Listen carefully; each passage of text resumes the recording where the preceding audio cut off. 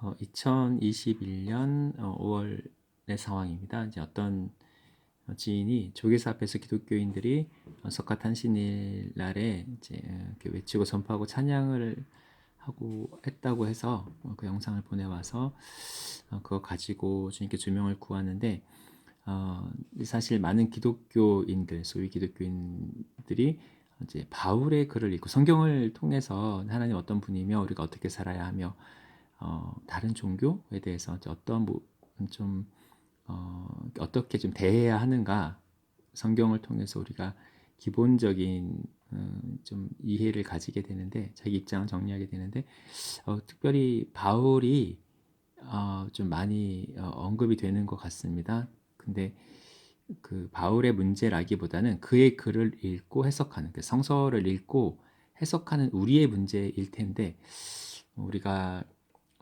이렇게 성서의 많은 부분을 썼다고 알려진 바울의 그 기록들을 좀 어떻게 이해하면 좋은지, 이 부분 관련해서 조명을 구한 내용입니다.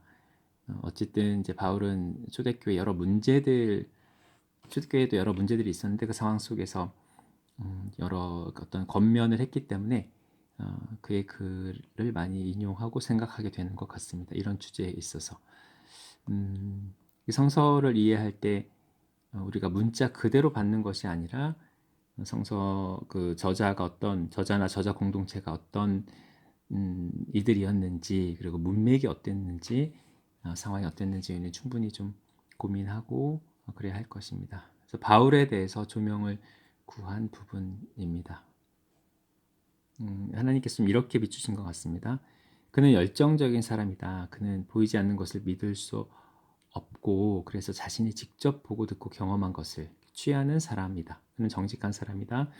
그래서 그리스도인들을 박해하던 그에게 직접 하나님이 나타나시고 말씀하시고 이끄심으로 그가 영적인 눈이 떠져서 복음을 증거하는 사도가 된 것이다. 그가 아니었다면 온 나라에 복음이 전파되지 않았을 것이다. 그의 열정과 열심이 아니었다면 오늘날까지도 예수님을 주로 고백하고 믿는 이가 많지 않았을 것이다. 그를 움직인 것은 죄책감이 아니었다. 자기 의도 아니었다.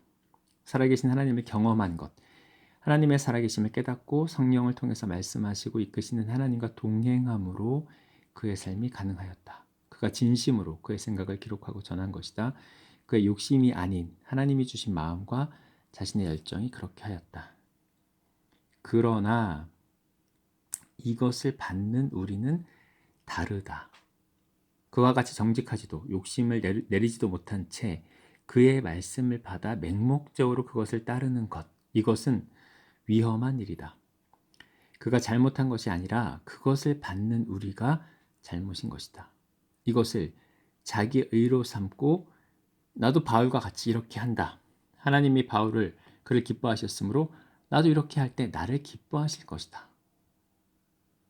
바울과 같이 하나님의 인도하심을 따르고 성령께서 주시는 마음을 따라 하는 것이 아니라 그저 바울의 그 말과 행동, 그것에 무게를 두고 그것을 그대로 하려고 하고 추구하는 것, 이것이 문제이다.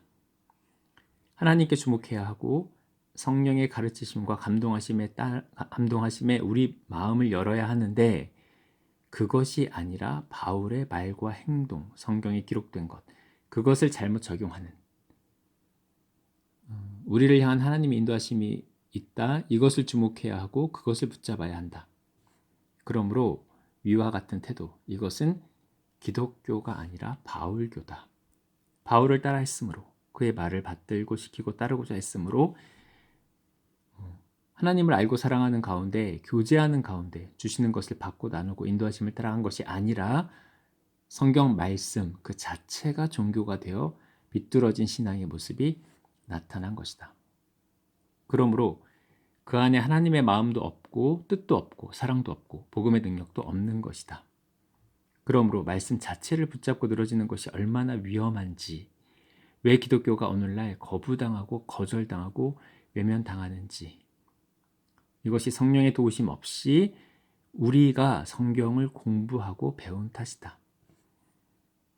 개인 묵상이 중요했다. 큐티가 일반화됐다. 그러나 성령의 인도하심이 없이 자의로 해석하고 내 좋은 대로 받아들이고 묵상하는 태도는 또한 올바른 인도자 없이 목자 없이 하나님의 마음을 알지도 못하는 거짓 교사, 목사, 그들의 가르침을 잘못 배운 성도들이 잘못 적용한 탓이다. 그러므로 무늬는 있으나 본질이 없는 것이다. 껍데기는 있으나 알맹이는 없는 것이다.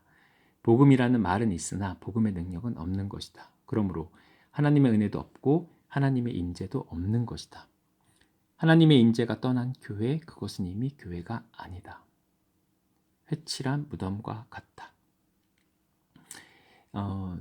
신앙생활이 우리 하루하루의 일상으로 구성되어 있는데 우리는 우리의 일상 또 사회에서 이 주위에서 일어나는 여러 가지 일들에 대해서 성경을 근거로 여러 가지 현상들을 해석하고 또 적용하려고 하는데 이렇게 성서를 문자 그대로 오독해서 무리하게 적용하려고 하는 이제 그런 모습이 우리 좀 교회 가운데 많이 있는 것 같습니다. 성서를 쓰신 분은 하나님이시므로 그러나 우리를 통해서 쓰셨기 때문에 우리를 로봇처럼 기계처럼 사용하지 않고 우리의 어떤 연약함이랄까 분명히 그것이 완전히 덮여진 채로 완벽하게 기록되는 것에는 좀 어려움이 있을 수 있기 때문에 우리는 성서를 읽을 때 물론 그럼에도 불구하고 하나님은 성서를 통해서 그분의 뜻을 분명히 충분히 담아내시고 부족함이 없지만 그러나 우리가 그 모든 일에 대해서 함부로 우리의 어떤 성령의 분명한 조명 없이 우리가 주체가 되어서 주도권을 성경 해석에 대한 주도권을 우리가 갖고 함부로 적용할 수는 없을 것입니다. 석가탄신일 조계사 앞에서 일부 기독교인들이 그렇게 한 행동들에 대해서 우리는 좀 부끄러워하고 좀 대신 사과하고 이제 그런 모습들에 대해서 우리는 좀 겸손히 반성하고 돌아볼 수 있어야 할 것입니다.